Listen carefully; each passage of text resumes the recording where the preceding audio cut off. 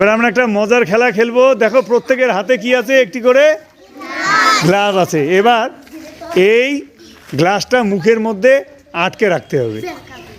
যে সব থেকে বেশিক্ষণ আটকে রাখতে পারবে সে উইনার হবে। তার জন্য জোরে হাততালি হবে। আমি স্টার্ট বললেই শুরু করবে। গ্লাস নিচে পড়লে আর কেউ তুলবে না, ওই অবস্থা দাঁড়িয়ে থাকবে। সবাই রেডি, স্টার্ট।